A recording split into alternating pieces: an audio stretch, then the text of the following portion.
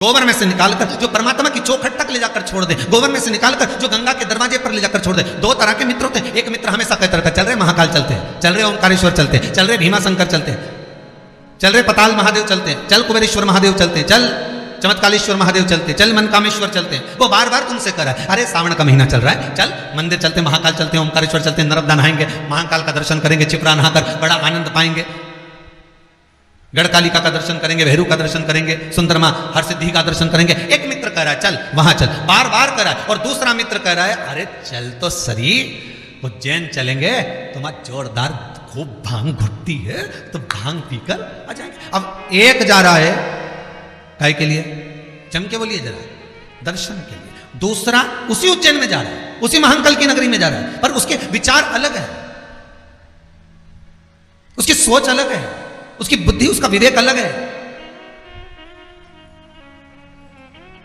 एक कह रहा है चल दर्शन करने ओमकारेश्वर, दूसरा कह रहा है रहने दे, अभी देखते हैं अगले सोमवार तक चलेंगे। अगला सोमवार है, फिर अभी बहुत सारा काम पड़ा है, अभी तो लॉकडाउन हटा बड़ी मुश्किल से, तो व्यापार चला है, अगले सोमवार चलेंगे। सावन पूरा निकल गया और श्रावण पूरा निकला, अब विचार आया कि एक काम करते हैं, अब अभी नहीं जा रहा, फिर बाद में देखा जाए, बाद में देखे, विचार करा, फिर बाद में चलने का। अब तुमने दर्शन के लिए भाव रखा, भोजन के लिए भाव होता तो आज की जगह कल भोजन करूंगा, पत्नी से कहते, पत्नी से कहना अगले सोमवार भोजन करूंगा, फिर अगले सोमवार के अगले सोमवार करूंगा। भोजन के लिए तो 1 मिनट की देरी नहीं होती, व्यसन के लिए 1 मिनट की देरी नहीं होती, श्रृंगार के लिए 1 मिनट की देरी नहीं होती। केवल अगर होता है तो परमात्मा के दर्शन में, परमात्मा को पाने में, परमात्मा के हाजिरी में, परमात्मा को प्राप्त करने में हम देरी कर देते हैं। परमात्मा मित्र ऐसा बनाओ, सखा ऐसा बनाओ, दोस्त ऐसा बनाओ, सहपाठी ऐसा बनाओ, परिवार ऐसा बनाओ जिस परिवार के अंतर्गत परमात्मा को भी लगे कि मैं इसको जन्म दूंगा, तो जन्म देने के बाद ये भगवान की भक्ति में लग जाएगा। भगवान को मालूम है तुम्हारे जन्म के बाद तुम्हें क्या करना। एक चोर पानी बहुत तेज आ रहा था, संत की कुटिया में आ गए। संत की कुटिया में जैसी चोर आए, आते सी चोर ने संत की कुटिया में आते सी संत ने पूछ लिया कौन हो तुम, कौन हो? चोर ने कहा मैं चोर हूं, मेरे पास चोरी का सामान है। संत ने कहा चलो बाहर निकलो, हमारे आश्रम में रहोगे, चोरी कर आ रहे हो, चोरी का सामान लेकर आ रहे हो, चलो निकलो यहां से बाहर। और संत ने उसको धक्का देकर बाहर निकाला। पानी बहुत तेज आ रहा था, उस जलवृष्टि में वो गीला हो रहा था, कांप रहा था, ठंड सी लग रही थी उसको, पानी में गीला हो रहा है, कांप रहा है, दांतोड़ी बज रही है, उसके दांतों में से आवाज आ रही है। संत अंदर आ गए, दरवाजा बंद कर लिया, अंदर आकर संत माला लेकर बैठ गए, साधु माला लेकर बैठ गए, तपस्वी माला लेकर बैठ गए, सन्यासी माला लेकर बैठ गए। इतने में आकाशवाणी हो गई और आकाशवाणी होकर कहा अरे ओ संत, तुझे तो आज मालूम पड़ा कि ये चोर है, मुझे तो माता के गर्भ में था तब मालूम था कि ये चोर बनेगा, मैंने फिर भी जन्म दिया और माता के गर्भ से उसको प्रविष्ट करा, तो तू अपनी कुटिया से क्यों बाहर निकाल रहा है? मुझे तो पहले से मालूम है, माता के गर्भ से बच्चे की जब नाल कटती है, बच्चा जब जन्म लेता है, माता के गर्भ से जब बालक जन्म लेता है, बालिका जब जन्म लेती है, माता के गर्भ से जब बच्चा जन्म लेता है, नाल कटते से उसका भाग्य लिख दिया जाता है कि ये क्या बनेगा, क्या करेगा, मृत्यु लोक में जाकर कितना इसको भजन करना है, कितना दान करना है, कितना पुण्य करना है, कितना सत्कर्म करना है, कितना नाम जाप करना है, कितना मंत्र जाप करना है, कितनी निंदा करना है, कितनी चुगली करना है, कितनी बुराई करना है, उसके लेख पर लिख दिया जाता है कि इसको इस समय पर इतनी बुराई करना ही पड़ेगी, इसको इस समय पर इतना भजन करना ही पड़ेगा। और जब उसके भाग्य में लिख दिया गया, उसके भाग्य में जब लिखा गया, तो फिर उसको वो करना ही है, चाहे तुम कितना ही 7 ताले में बंद कर दो तो भी वो करेगा, तो भी करेगा। भगवान को मालूम था जन्म देने के पहले, भगवान जब गर्भ में रखा आपको, हमको, चाहे आप हो जितने आस्था चैनल पर कथा को श्रवण कर रहे हैं, जितने फेसबुक यूट्यूब पर कथा सुन रहे हैं, चाहे वो सुन रहे हो ना सुन रहे हो, चाहे वो कहीं बैठकर कथा का रसतत्व ग्रहण कर रहे हैं, उस परमात्मा को अपने जन्म के पहले मालूम था कि ये क्या करेगा, ये निंदा करेगा कि भजन करेगा, ये स्मरण करेगा कि भक्ति करेगा, ये भोजन करेगा कि भजन करेगा, ये व्यापार करेगा कि नौकरी करेगा, ये सब परमात्मा को मालूम। आपको नहीं, परमात्मा को सब मालूम।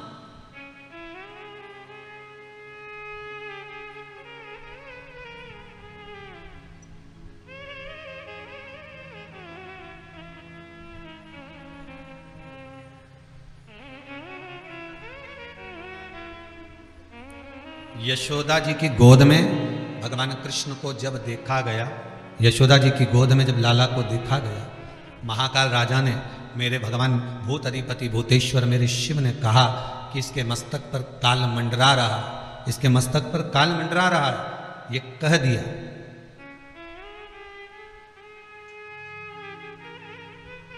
तो भगवान कृष्ण मन में मुस्कुराते हुए यशोदा जी की गोद में विचार करते हैं कि बाबा कह रहे हैं कि इसके मस्तक पर काल मंडरा रहा है, पूतना इसको मारने आएगी, तृणावत इसको मारने आएगा, अगासुर बकासुर कंस ये सब इसको मारने आए, इसके मस्तिष्क पर काल मंडरा रहा है। ये भगवान शंकर जब लाला का दर्शन करने आए तब कह रहे हैं यशोदा रानी से कि इसके मस्तक पर काल मंडरा रहा है। और भगवान मन में विचार कर रहे हैं, भगवान कृष्ण मन में विचार कर रहे हैं माता यशोदा की गोद में कि जब स्वयं महाकाल ही पहले आ गया तो फिर ये काल क्या करेगा, फिर ये काल करेगा क्या? अकाल मृत्यु भो मरे जो काम करे चंडाल का, काल उसका क्या बिगाड़े जो भक्त हो महाकाल का। फिर काल उसका क्या बिगाड़ सकता?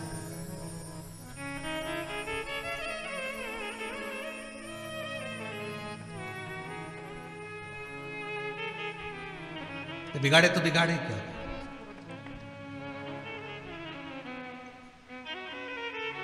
क्योंकि इसकी चित्तवृत्ति में शिव, भगवान को मालूम है आप कितना भजन करेंगे, भगवान को मालूम है आप कितना स्मरण करेंगे, भगवान को मालूम है आप कितना मंत्र जाप जपेंगे, भगवान को मालूम है आप कितना नाम जाप जपेंगे, भगवान को मालूम है आप कितना कीर्तन करेंगे, भगवान को मालूम है आप कितना स्मरण करेंगे, भगवान को एक एक चीज का स्मरण है कि आपकी भक्ति कैसे होगी, आपका स्मरण कैसे होगा, आपका मंत्र जाप कैसे होगा, आपका नाम जाप कैसे होगा, आप कितना कीर्तन करेंगे, कितना मंत्र जाप करेंगे, कितना नाम जाप में डूबेंगे, ये परमात्मा को, ये शिव को मालूम है।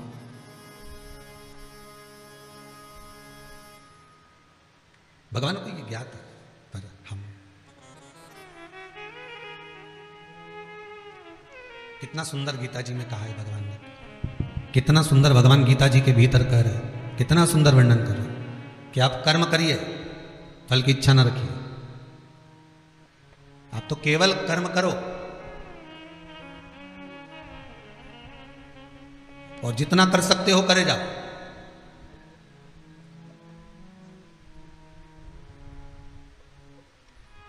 जिस पल, जिस घड़ी, जिस क्षण आपको लगे कि अब मैं कर्म करते करते हार गया, थक गया, अब मेरे बस का कुछ भी नहीं रहा, तब फिर विचार कर लेना। पर कर्म से पीछे मत हटना, कर्म तो करना पड़ेगा। पूर्व के कर्म को काटने के लिए मृत्यु लोक में आकर हमें कर्म करना ही है।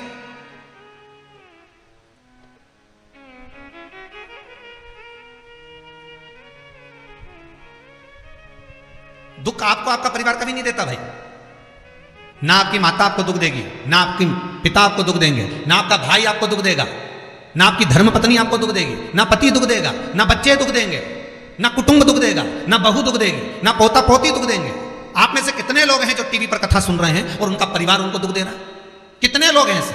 कभी विचार करना एकांत में बैठकर कि आपको ना आपकी पत्नी दुख दे रही है, ना आपको आपका पति दुख दे रहा है, ना आप अपने पति को तलाक दे रहे हो, ना आप अपनी पत्नी को तलाक दे रहे हो, ना आपका बेटा आपको दुख दे रहा है, ना आपकी बहू आपको दुख दे रही है, ना आपके कुटुंब के लोग, परिवार के लोग, भाई आपको दुख दे रहा है। ये कहीं नहीं हो सकता, भाई भी आपको दुख नहीं दे रहा, ना आपके परिवार वाले, ना नातेदार, ना रिश्तेदार, ना मित्र, ना सखा, ना दोस्त, कोई आपको दुख नहीं देता। ये शिव महापुराण की कथा कहती है। हमको लगता है कि हमारे परिवार वाले दुख दे रहे हैं, हमको लगता है हमारी बहू हमें दुख दे रही है, हमें लगता है हमारी सास हमें दुख दे रही है, हमें लगता है हमारा पति हमको दुख दे रहा है, हमें लगता है हमारे कुटुंब वाले हमको दुख दे रहे हैं। पर शिव महापुराण के विद्धेश्वर संहिता कहती है ये कोई आपको दुख नहीं देते, दुख आपका पूर्व का कर्म आपको देता है। ये जितने भी मिले हैं ना आपको, रिश्तेदार, नातेदार, कुटुंब, भाई, बंधु, सखा, पत्नी, पति, पोता, पोती, ये जितने लुटेरे मिले हैं, ये जितने अपशब्द कहने वाले मिले हैं, ये जितना ताने देने वाले मिले हैं, ये जितना गाली देने वाले मिले हैं, ये जितना उंगली उठाने वाले मिले हैं, ये कोई दूसरे नहीं, तुम्हारे पूर्व कर्म के कोई ना कोई पुराने ही होंगे जो तुम्हारे साथ जुड़कर तुम्हारे टांग खींचने के लिए सामने खड़े हुए हैं। ये कोई तुम्हारे होंगे।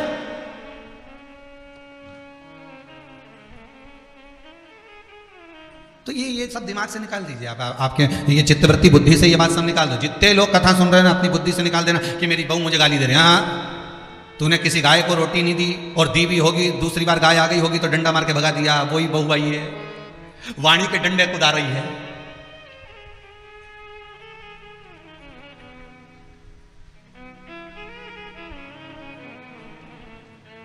कोई बेटा अगर नहीं सेवा कर रहा, कोई बेटा नहीं पूछ रहा, समझ लेना पूर्व में हम हमारे बुजुर्ग कोई दादाजी होगा, कोई दादी जी होगी, कोई ससुर जी होगा, कोई जेठ जी होगा, हो सकता है किसी की हमने सेवा नहीं करी हो और वही बेटा बनकर आया, आज हमारी सेवा नहीं कर रहा।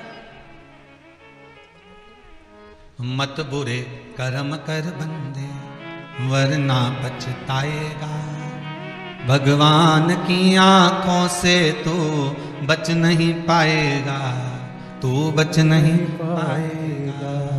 अरे ओ अज्ञानी मत करना दानी, बचना नहीं है। बहुत बहुत ये हमें लगता है गुरुजी मेरी बहू बहुत परेशान करे, गुरुजी मेरी सास बहुत परेशान करे, मेरा भाई मेरी प्रॉपर्टी खा गया, मेरा भाई ये लेकर चले गया, मेरे ससुराल वाले ऐसे, मेरे रिश्तेदार ऐसे, मेरे कुटुंबी ऐसे, मेरे कबीले वाले ऐसे, मेरे ये ऐसे। तो हमको लगता है कि ये अपने ऐसे।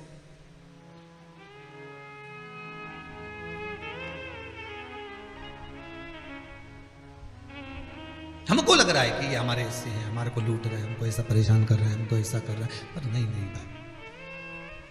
शिव महापुराण की कथा कहती है कोई हमको कष्ट नहीं देता। एक बार पहले भी कथा में कहा, आज फिर कह रहे हैं आपको महाराज, फिर कह रहे हैं, आज फिर कह रहे हैं।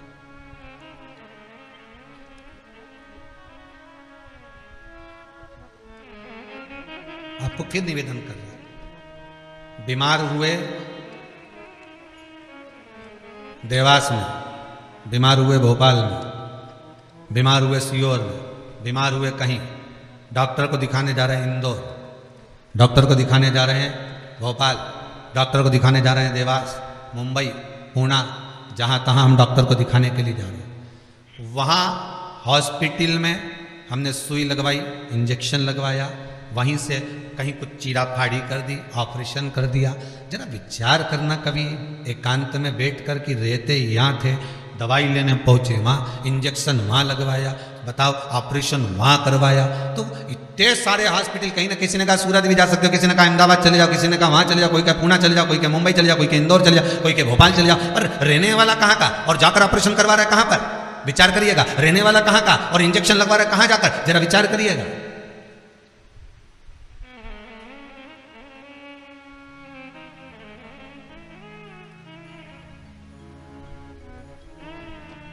और कितने डॉक्टर, ऑपरेशन करने वाला कोई विशेष, कितनी डॉक्टर सिस्टर, इंजेक्शन लगाने वाली कोई विशेष वहां बैठी है, उसको तुम नहीं पहचानते, वो आपको नहीं पहचानते। अभी अभी कोरोना का टीका लगवाया होगा, वैक्सीन लगवाई होगी, इंजेक्शन लगवाया होगा, कोरोना महामारी का लगवाया सबने।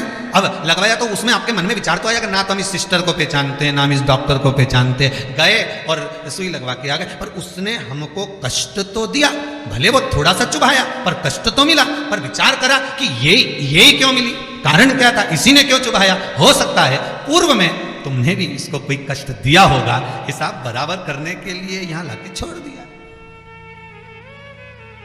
वो दुनिया के लोगों ने कहा है ना कि ये कोरोना महामारी को उपजने वाला, वो चीन के ऊपर लोगों ने कहा कि उन्होंने इस कोरोना महामारी को प्रकट कर, अब उनने तो कर दिया, उनने तो संसार में विनाश का कारण बना दिया, पर फिर प्रकृति ने क्या करा आज की स्थिति में? प्रकृति क्या कर रही है फिर? वो भी अंदाजा लगा, कहीं मालूम पड़े मिट्टी हवा में उड़ रही है, ऐसी उड़ रही है गीली कि सब गाड़ी ने बंगला सबके धो दिया उसने। फिर बचा कुचा था, पानी की बाढ़ आ गई। अगर हम दूसरे को कष्ट दे रहे हैं, हम दूसरे पर उंगली उठा रहे हैं, हमने एक उंगली अगर किसी पर उठा दी, हमने उंगली उठाकर कह दिया वो ऐसा है, उसने ऐसा करा, उसने वैसा करा, हमने एक उंगली उठा दी, भले तुम विद्वान हो, भले तुम्हारे में विद्वत्ता है, पर हम किसी पर अगर एक उंगली उठा रहे हैं तो ये 3 उंगलियां हमारे भीतर जा रही है कि अपने अंदर झांक कर देखो कि आप कैसे हो। अपने भीतर झांक कर देखिए कि आप में क्या तत्वता है। जो हम दूसरे में कुछ खोट देख रहे हैं तो हम में कितना खोट भरा होगा, हम में कितना कपट भरा होगा। तभी तो सामने वाला कपटी नजर आ रहा है। जैसा चश्मा लगाओगे सामने वाला व्यक्ति वैसा ही तो दिखेगा। लाल कलर का लगाओगे तो लाल दिखेगा, काला लगाओगे तो काला दिखेगा, पीला लगाओगे तो पीला दिखेगा। नेत्रों में जो काम, अगर अहंकार है तो अहंकारी दिखेगा, लोभ है तो लोभी दिखेगा, वासनावान है तो वासनावान दिखेगा, तृष्णावान है तृष्णावान दिखेगा, चोर है चोर दिखेगा, कपटी है कपटी दिखेगा, बेईमान है बेईमान दिखेगा, अज्ञानी है अज्ञानी दिखेगा। आपकी दृष्टि जैसी होगी सामने वाले की सृष्टि वैसी ही नजर आएगी, सामने वाला व्यक्ति आपको वैसा ही दिखेगा। आपका चित्त अच्छा है, आपका मन अच्छा है, आपके दिल अच्छा है, आपके भाव अच्छे हैं, सामने वाला भी वैसा ही नजर आएगा।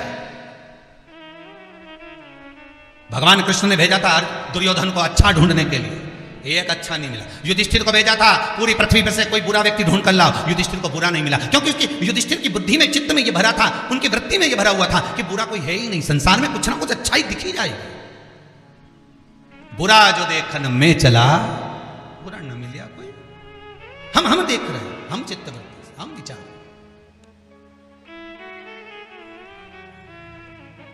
कौन ना बहू बुरी है, फिर निवेदन करूंगा, ना सास बुरी है, ना बेटा बुरा, ना बहू बुरी, ना ही ये पूरा संसार बुरा, सब अच्छे हैं। फिर बुरा क्या? अपना कर्म जो हम कर कर आए हैं, उस कर्म का भोग संसार में आकर भोगना पड़ेगा। एक रोटी भी हमको खाने को मिल रही है तो हमारे पूर्व के किए हुए कर्म के अनुसार मिल रही है। दुख भी अगर हमको मिल रहा है तो हमारे पूर्व के कर्म के अनुसार मिल रहा है। सुख भी मिल रहा है तो हमारे पूर्व के कर्म के अनुसार मिल रहा है। हम जैसा कर्म करें उसके अनुसार हमें फल मिल रहा है।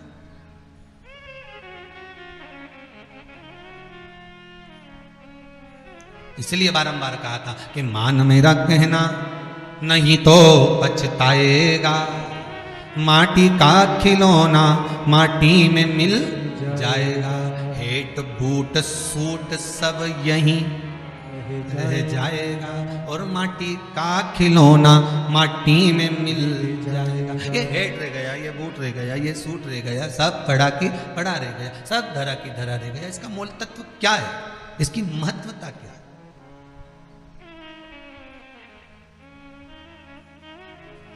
इसकी मूलता कुछ नहीं, इसकी मुख्यता कुछ नहीं, इसकी महत्वता कुछ नहीं।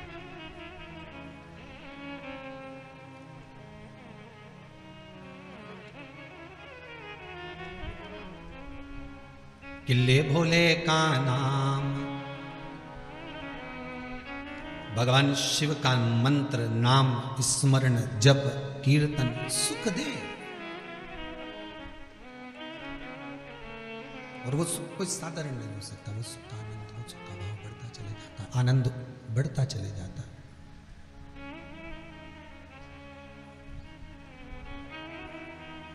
ले भोले का नाम काहे यूं भटके, मिलता है आराम काहे यूं भटके।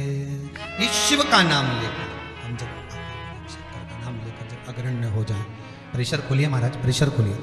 हम शिव का नाम लेकर जब अग्रण्य बढ़े, आगे बढ़े, शंकर का नाम लेकर जब अग्रण्यता के भाव की ओर बढ़े, तो जीवन का सुख क्यों ना मिलेगा? वो जीवन का आनंद क्यों ना मिलेगा? महाराज शिव पुराण कह रहे कोई बुरा नहीं संसार में। ये जितने नाते रिश्ते कुटुंब कबीले बनते चले जाते हैं, ये हमारे कर्म के अनुसार बनते चले जाते हैं। कर्म के अनुसार, ये कोई दूसरा बनाता नहीं है। जैसा पूर्व में कर कर आए हो, वैसा आपके सामने आपका व्यवहार सामने वाले का प्राप्त होगा, वैसा व्यवहार प्राप्त होगा।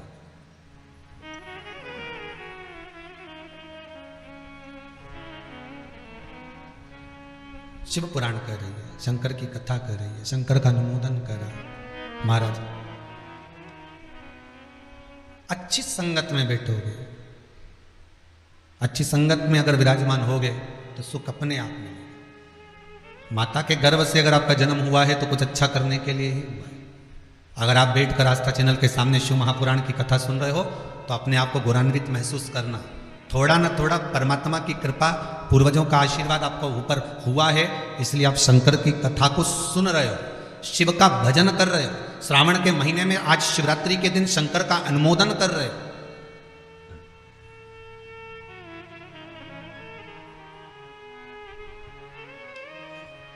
घर में 4 बहुएं होती हैं, 5 बहू होती है, 6 बहू होती है। सास 6 बहू को बोलती है कि जाओ पानी लेकर आओ, अरे बोलो जम के जरा, नहीं बोलती ना। सास किसी एक का नाम लेगी, ए बेटा, ए लाली,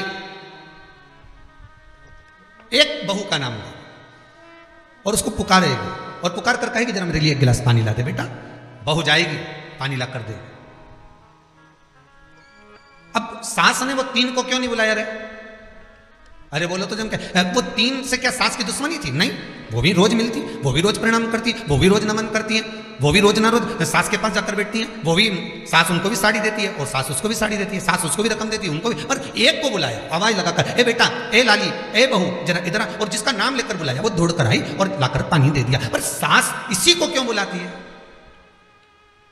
4 बहू में से इसी बस बहू को आवाज क्यों लगाती है, बस उतना तुम अंदाजा लगा कर रखो कि सास इसी को ज्यादा क्यों बुलाती है, इसी से बात क्यों ज्यादा करती है। ना तो उसने कुछ दिया, ना इसने कुछ दिया, ना कोई बात, पर कुछ बहू में, 4 बहुओं में, 4 बेटे में कोई एक ऐसा होता है जिससे सास की अच्छी पटती है। उसी तरह भोलेनाथ भी परिवार में उसको देख लेता है जिससे शिव की अच्छी पटती है, उसी को बिठाता है कथा में।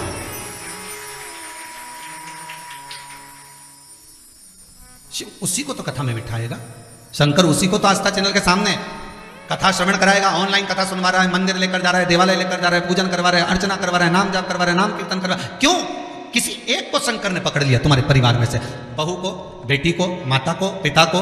कई बार पुरुष लोग भी शिव पुराण की भक्ति में डूबे रहते हैं, मोबाइल में देखते हैं, कहीं दुकान पर जाकर देखते हैं। कई माताएं ऐसी होती हैं जिनका मन नहीं लगता कथा में, वो जाकर सो जाती हैं, और कई बहुएं ऐसी होती हैं, माताएं ऐसी होती हैं कि वो भक्ति में लगी रहती है, पुरुष नहीं लग पाता। और किसी एक को भगवान शंकर ने पकड़ कर रखा है कि ये मेरा जीव है, ये मेरा अपना है, और ये मेरा अपना है, इसलिए मेरी भक्ति में ये लगेगा तो ना जाने कितनी पीढ़ी को एक बार में तार देगा। भगवान जन्म ऐसा देता है कि ये भक्ति में लगे और 71 पीढ़ी को तार दे, 7 पीढ़ियों को तार दे। भगवान शिव भी वही करता है, अपनी भक्ति में उसको डुबो कर रखता है जो भक्ति में कई पीढ़ियों को पार लगा सके। प्रहलाद गर्भ में, प्रहलाद के कितने भाई थे? सब प्रहलाद जैसे निकले क्या? नहीं, पर भगवान ने कहा इसको जीवित रखो क्योंकि ये भक्ति करेगा, ये भजन करेगा, ये स्मरण करेगा, ये मंत्र जाप करेगा, ये नाम जाप करेगा, और भगवान की भक्ति में डूबेगा तो ये भगवान को प्रकट भी कर लेगा। उसी तरह आप भी भगवान की भक्ति में डूबे हुए हो। आपके जन्म का कारण केवल एक है। आज तक संसार वालों को ये नहीं मालूम कि हम पैदा ही क्यों हुए। केवल बुराई करने के लिए, केवल निंदा करने के लिए, केवल चुगली करने के लिए, केवल कपट करने के लिए, कभी केवल बेईमानी करने के लिए, केवल धन कमाने के लिए, केवल भोग भोगने के लिए। हमारे पैदा होने का कारण क्या है? पैदा होने का केवल एक कारण है कि संसार में अगर जन्म लिया है तो भगवान का भजन करना है। मृत्यु लोक में अगर आए हो तो नाम जाप करना।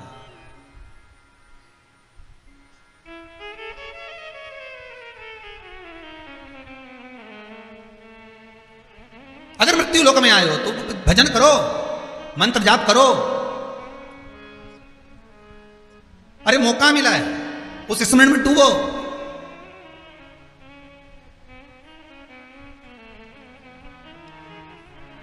और कितनी भगवान कृपा करेगा, जरा विचार करिए। कितनी कृपा और परमात्मा करेगा कि महाशिवरात्रि जैसी शिवरात्रि श्रावण के महीने में, हर महीने शिवरात्रि आती है। आपको पहले भी कहा, ऐसा कोई महीना नहीं जाता जिसमें शिवरात्रि नहीं आती हो। इस शिव महापुराण में गीता प्रेस गोरखपुर की अगर शिव पुराण तुम्हारे पास में हो तो उसको पढ़ना। उसमें शिवरात्रि का महत्व दिया गया है, शिवरात्रि का उद्यापन दिया गया है। शिवरात्रि हर महीने आती है, प्रत्येक महीने में, हर महीने शिवरात्रि आती है। पर कुछ शिवरात्रि का महत्व स्कंद पुराण में भी कहा गया है।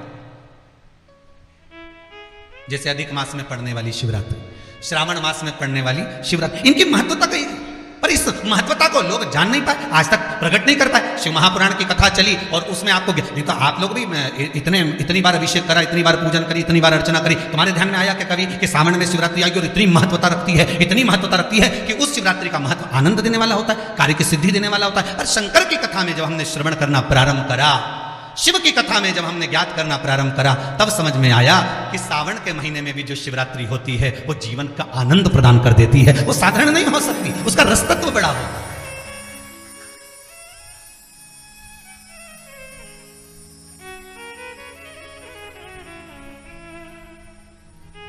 एक विपिन जोशी रऊ से, नाम है उनका विपिन जोशी, रऊ के, उस बच्चे ने एक मैसेज करा है।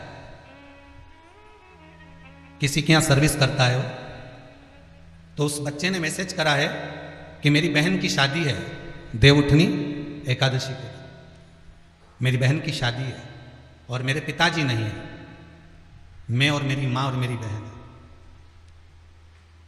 मेरी माँ दूसरे के यहाँ खाना बनाने जाती है, कभी हम लोग टिफिन भी दे देते हैं, पर अभी लॉकडाउन में ना टिफिन चल रहा है ना भोजन चल रहा है। बड़े दुखी थे हम, बहन की शादी सिर पर है, पैसे की व्यवस्था नहीं, किराए के मकान में हम रहते हैं। मैंने उस बालक को, हमने आशीष जी से कहा है कि उसको कहना कि तुम्हारा फोटो भी जरूर डालना, तुम्हारी क्लिपिंग भी जरूर डालना। वो लिख कर भेजा है कि ये शिवरात्रि जो सावन के महीने में आई है, मेरी माँ ने मुझसे कहा कि तू एक काम कर, मिट्टी के पैकेट बना ले, सफ़ेद मिट्टी, पीली मिट्टी, लाल मिट्टी, काली मिट्टी, और थोड़ा थोड़ा कमल गट्टा, थोड़ी काली मिर्ची रखकर उसका पैकेट बना ले मैं धन्यवाद लिखकर भेजता हूं कि मेरी बहन की शादी की व्यवस्था शंकर ने आज ही कर दी है। यह प्रभु की कृपा है। मैं इंतजार कर रहा हूं कि कैसे व्यवस्था होगी। शिव करने वाला है। मेरी मां का इस शिव महापुराण के प्रति जो विश्वास है वो जागृत हो गया। आज पूरे विश्व में, पूरे भारत की भूमि ही नहीं, देश ही नहीं, विदेश में भी आज की शिवरात्रि की धूम मची हुई है। हर साल सावन आया, पहले भी कितने सावन निकल गए, पर मालूम शिवपुराण शिवरात्रि आए सावन के महीने में आती भी तो निकल जाती। किसको मालूम, कौन बताए, किसको ज्ञात। और आज शिवरात्रि आई, पूरे विश्व में ऐसा लग रहा है कि जैसे दिवाली आ गई। पूजन की तैयारी ने लोग मिट्टी खरीदे, ने सामान खरीदे, ने गुलाब का फूल। अखबारों में आ गया कि 2 दिन में गुलाब के फूल की कीमत 4 गुनी हो गई।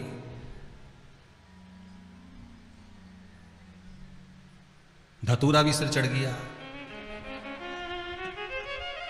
अब धतूरा लोग शंकर जी के सिर चढ़े, कहीं कहीं तो दिमाग में चढ़ गया धतूरा। गजब। एक भाई ने तो क्लिपिंग भेजी है कि मैं धतूरा लेने आया हूं। क्या धतूरा लेने आया हो? क्या मैं धतूरा लेने आया? धन्यवाद। कितना उत्साह, बड़ी प्रसन्नता होती है। हिंदू धर्म में पैदा हुए हो, हिंदू के बेटे हो और हिंदू धर्म के अंदर पैदा हुए हो। आज हिंदू धर्म को ये दूसरी संप्रदाय के लोग काट रहे हैं। कम से कम इस आस्था चैनल के माध्यम से, फेसबुक यूट्यूब के माध्यम से घर घर में जब शंकर का शिवलिंग का अनुष्ठान होगा, 7 बजे से 8 बजे तक जब पूजन होगी, तो कम से कम हिंदू तो जागेगा, हिंदू तो आगे बढ़ेगा। जो ये धर्म को काट रहे हैं, हिंदू धर्म के ऊपर तलवार लेकर झूल रहे हैं कि हम हिंदू धर्म काटेंगे, हमारे धर्म में लोगों को जोड़ेंगे, हम इनको ये बना देंगे, हम इनको ये बना देंगे। नए नए लड़का लड़कियों को काट काट कर दूसरे धर्म की ओर लेकर जा रहे हो। कम से कम घर में बैठकर जब मिट्टी का शिवलिंग, पार्थिव शिवलिंग का निर्माण करोगे, और वो पार्थिव शिवलिंग का निर्माण तुम सावन में कर रहे हो, पर सावन में शिवलिंग का निर्माण अगर होता है तो सूर्य अस्त के पहले शिवलिंग का विसर्जन होता है। पर याद रखना, आप शिवलिंग बना रहे हो रात्रि को, अनुष्ठान कर रहे हो रात्रि को, विसर्जन कर रहे हो रात्रि को, तो कोई तुमसे पूछे तो कह देना क्योंकि शिवरात्रि है। 12 महीने की शिवरात्रि को रात के समय शंकर का पार्थिव शिवलिंग बन जाता है। ये शिव महापुराण में शिव चरित्र के अंतर्गत लिखा है। रात्रि के समय पर शंकर भगवान का केवल शिवरात्रि के दिन, 12 महीने की शिवरात्रि को आप रात को कभी भी शिवलिंग बनाओ, पूजन करो, अर्चना करो, 4 बार करो, भगवान की आराधना करो और फिर उसका विसर्जन करो। ये शिव महापुराण में लिखा। और वो कोई दूसरी शिव पुराण नहीं, गीता प्रेस गोरखपुर की उठा लेना, पढ़ लेना, उसमें पढ़ लेना। काली मिर्ची चढ़ती है, शिव पुराण में लिखा है, उठाइए पढ़िए। गेहूं के दाने चढ़ते हैं, शिव महापुराण में लिखा है, उठाइए पढ़िए। स्मरण करो उसको। एक एक चीज जो शंकर को चढ़ रही है वो क्यों चढ़ रही है, किस लिए चढ़ रही है, उसका अनुमोदन शंकर की कर। हिंदू धर्म में पैदा हुए हो तो अपने धर्म को कटने मत देना। दूसरे धर्म में ये बच्चे और बच्चियों को जाने मत देना। इनको रोकने का एक ही तरीका है, भले सामने बैठ के रोको, चाहे ऑनलाइन रोको, पर इस धर्म को बचाना होगा। तब जाकर धर्म रक्षति, धर्म की रक्षा होगी। नहीं तो ये धर्म कब नष्ट हो जाए कोई भरोसा नहीं।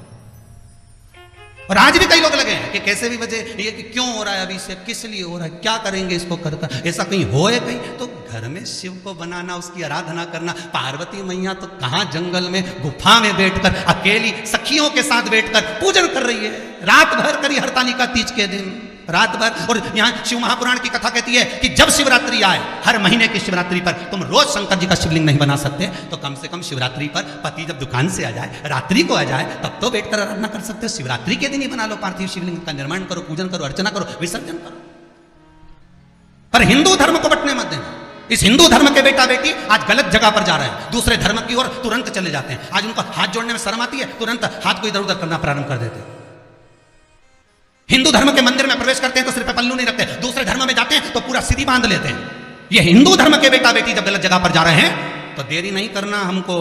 ऐसे कई शिवरात्रि पर ऑनलाइन पूजन हो सकती है, एक शिवरात्रि क्या अन्य भी शिवरात्रि पर हो सकती है, पर हिंदू धर्म को डूबने नहीं दूंगा, ये विश्वास रखिए। धर्म नहीं कटने दूंगा, आज बेटा बेटी को भटकने नहीं दूंगा, ये विश्वास रखिए। जाने नहीं दूंगा, चाहे कोई कुछ कहे, आनंद ले, भक्ति करे, भजन करे, स्मरण करे, पर डूबने ना दूंगा।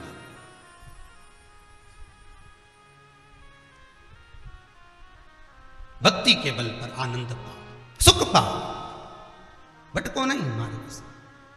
शिव पुराण कर रही है, शंकर का अनुमोदन। कितने कितने भाग्यशाली हो साहब, आपकी किस्मत को धन्यवाद देता हूं, आपके भाग्य को धन्यवाद देता हूं। जो घर में बैठकर परिवार शंकर के अनुमोदन कर रहे हैं, शंकर की अर्चना कर रहे हैं, पार्थिव शिवलिंग का निर्माण कर रहे हैं। धन्यवाद आप, बहुत बहुत धन्यवाद। आज तो 33 कोटि देवता भी बाल खुजाएंगे कि कहाँ से लिया आए हैं इतने शिवलिंग। पहले लोग 1.25 करोड़ शिवलिंग बनाते थे, अब आज ना जाने कितने करोड़ बन जाएंगे घर घर में। हर हर महादेव, घर घर महादेव, हर घर में शंकर, हर घर में शिव, हर घर। शिवरात्रि का अनुमोदन है, ये शिवरात्रि है, मूल आनंद पाओ, ये वो सुख देने वाले, आनंद देने वाले। महाराज शिव पुराण कह रहे कर्म के अनुसार हमको फल मिला। एक बार जब कद्रू और वीनता, नागों की माता कद्रू और वीनता, इन दोनों में शर्त लग गई। और शर्त लगी क्या कि ये सूर्य नारायण भगवान के जो रथ का घोड़ा है और घोड़े की जो पूंछ है वो सफेद, घोड़ा सफेद तो पूंछ भी सफेद। और कद्रू ने कह दिया काली और वीनता करी सफेद, और उन दोनों में क्लेश मच गए। दोनों आ गया महाराज, सर्पों ने जाकर लपेट लिया। कितना सुंदर संवाद है महाराज जी, बहुत ध्यान दीजिएगा। कद्रू के पुत्रों ने जाकर घोड़े की पूंछ को लपेट लिया, पूंछ काली हो गई, वीनता को दिख गई, वीनता दासी हो गई। कद्रू, वीनता कद्रू की दासी। एक बार कद्रू के 1000 पुत्र थे। सांप कितने हुए थे? 1000। और वीनता के 2 पुत्र थे, गरुण गरुण। वीनता के 2 पुत्र। और ये कच्छा बाबा की जो 2 धर्म पत्नियां, ये बड़ी विचित्र भगवत स्मरण का फल तत्व जानने वाली थी, कोई साधारण नहीं थी महाराज। और दोनों से जो पुत्र हुए वो कोई साधारण नहीं है। एक भगवान विष्णु की सेवा में लगे हैं, इसके भी पुत्र, कद्रू के भी। एक शिव के गले में पड़े, कद्रू के भी पुत्र। और इधर वीनता के पुत्र गरुण और वरुण, ये भी दोनों भगवान की सेवा में लगे। गरुण भी भगवान की सेवा में, वरुण भी भगवान की सेवा में। दोनों के पुत्र कोई साधारण होंगे? शिव भक्ति है, भगवान का स्मरण है। पर शिव महापुराण की कथा बहुत सुंदर बात कहती है, ध्यान दीजिएगा इस संवाद पर, शिव महापुराण के इस चरित्र पर, कद्रू की कथा और वीनता की कथा पर अगर आप ध्यान देंगे तो कद्रू के गर्भ में जब बच्चे थे तब कद्रू के मन में वीनता के प्रति कपट था।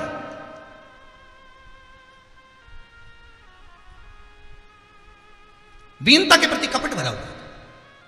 एक गर्भवती जो नारी होती है ना, जिसके भीतर गर्भ होता है, गर्भवती जो नारी होती है, मेरा निवेदन रहेगा इस व्यासपीठ से, मैं करबद्ध निवेदन करता हूं हाथ जोड़ करके, गर्भवती नारी को अगर कितना भी क्रोध आए पर 9 महीने थोड़ा क्रोध पर संयम रखिएगा।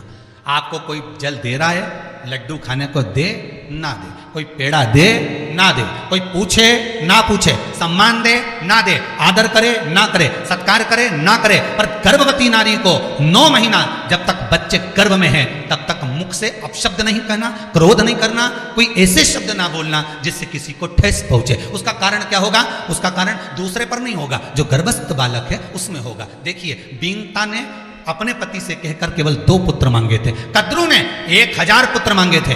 दोनों को हुए, उसको 1000 हुए, इसको 2 हुए। पर वीनता ने एक बात बड़ी सुंदर कही, मुझे 2 पुत्र हों भगवत भजन वाले।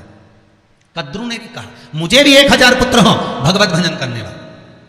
तो कद्रू का पुत्र शेषनाग भगवान विष्णु की सैया पर है, वासुकी नाग भगवान शंकर के गले में है। ये भजन करने वाले चाहिए। दोनों ने भजन करने वाले मांगे, दोनों ने सेवा करी, दोनों ने अर्चना करी, दोनों ने स्मरण करा। पर एक के पुत्र सर्प बने जिनके मुख में विष भरा है, और दूसरे गरुण जी महाराज जिनके मुख पर श्रीमन नारायण श्रीमन नारायण, वरुण जी महाराज जिनके मुख पर श्रीमन नारायण श्रीमन नारायण। जरा विचार करिएगा, क्यों? क्योंकि वीनता के मन में कद्रू के प्रति कपट नहीं था, पर कद्रू के मन में वीनता के प्रति कपट था। वो